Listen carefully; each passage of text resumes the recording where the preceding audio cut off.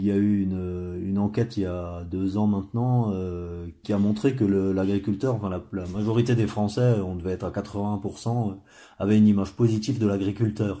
Un peu moins de l'agriculture justement, mais l'agriculteur avait une image vraiment positive sur ce qu'il faisait, sur le travail et sur le métier qu'il faisait. Donc on a remarqué que la grande distribution utilisait bien souvent notre image, pas toujours avec le retour de prix qu'on aimerait. Donc on pense que c'est aussi utile d'aller un peu contrebalancer cette envie de la grande distribution d'utiliser notre image sans la valoriser à sa juste valeur. Je dirais pas qu'on a été dépossédé de notre image, mais je dirais qu'on utilise notre image pour faire de la valeur ajoutée. Donc la grande distribution met souvent en avant des producteurs avec la photo du producteur, avec l'image réelle de la personne qui fait le travail. Mais derrière, est-ce que cette valorisation qui permet à la grande surface d'avoir de la plus-value, elle n'est pas retournée dans les cours de ferme, mais ce qui est important pour nous, c'est que le métier d'agriculteur, enfin que l'agriculteur et que les agriculteurs et les agricultrices de France puissent vivre de leur métier, quoi. Le paysan qui fait vendre en supermarché, cela répond aussi à une demande de proximité des consommateurs.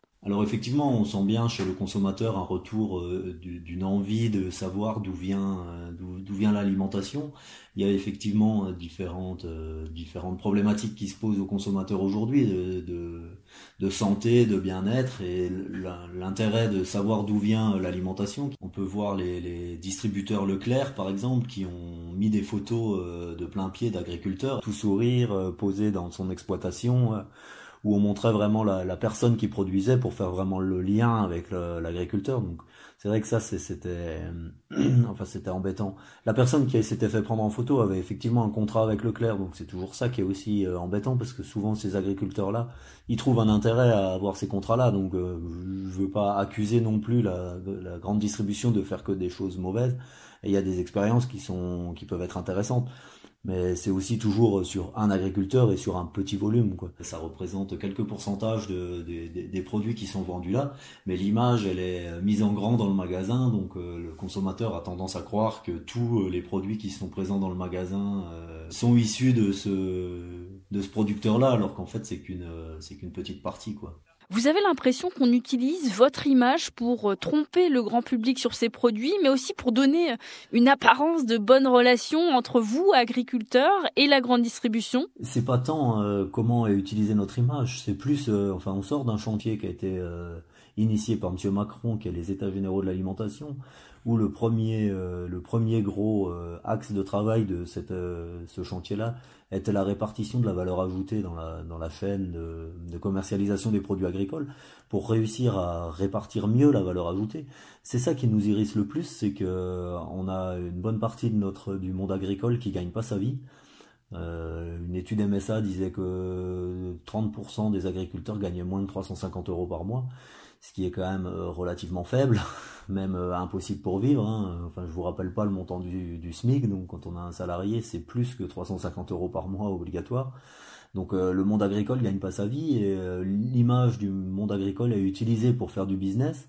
Et nous, on n'en revoit pas la couleur derrière. Le monde agricole n'en revoit pas la couleur derrière. Donc c'est là qu'on trouve enfin qu'on trouve pas, qu'on voit une injustice. Il y a clairement une injustice dans la répartition de la valeur ajoutée dans la chaîne de distribution des produits agricoles. On pourrait reprendre aussi en exemple la campagne de communication d'Intermarché qui reprend, qui sont eux producteurs, quoi. Producteurs commerçants, je sais plus exactement le terme qu'ils utilisent, parce qu'ils ont une partie de la transformation et des outils industriels qu'ils ont rachetés et qui eux maintenant font une partie de la transformation et qui se disent aujourd'hui producteurs commerçants, quoi. Donc entre être industriel et avoir possédé une ferme, et posséder une ferme avec un modèle familial comme il est aussi défendu chez Jeunes Agriculteurs par exemple, ça dépend aussi du modèle de ferme qui est défendu, quoi. Nous, on défend un modèle familial où le responsable qui travaille sur l'exploitation est maître de ses décisions et c'est pas un simple exécutant avec des capitaux extérieurs, par exemple, qui pourrait être un des slogans qu'on a chez Jeunes Agriculteurs, c'est des fermes et pas des firmes. Justement pour dire que c'est important qu'on garde ce modèle familial où les décisionnaires sont présents sur l'exploitation et c'est eux qui ont les capitaux et les cartes en main pour décider, quoi.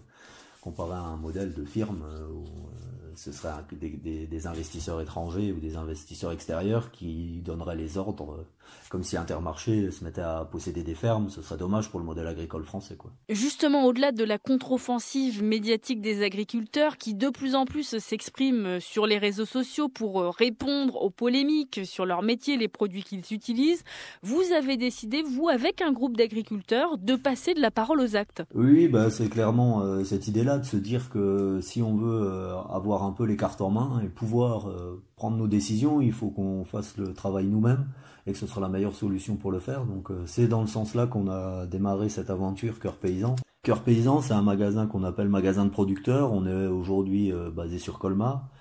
On est à peu près une trentaine d'agriculteurs associés.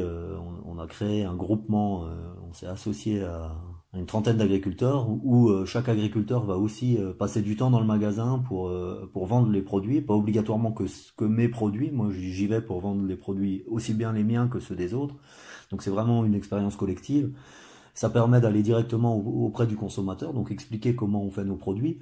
Avoir le retour aussi du consommateur qui va nous dire ce qu'il attend et ce qu'il veut. Donc c'est vraiment un échange permanent et là on va au bout de la chaîne, et on arrive à fixer nos prix nous-mêmes, donc on va aussi au bout de la chaîne à ce niveau-là et puis on a le retour du consommateur, donc ça c'est super important. Pour l'instant il y a un point de vente à Colmar, mais l'idée c'est de pouvoir en ouvrir d'autres.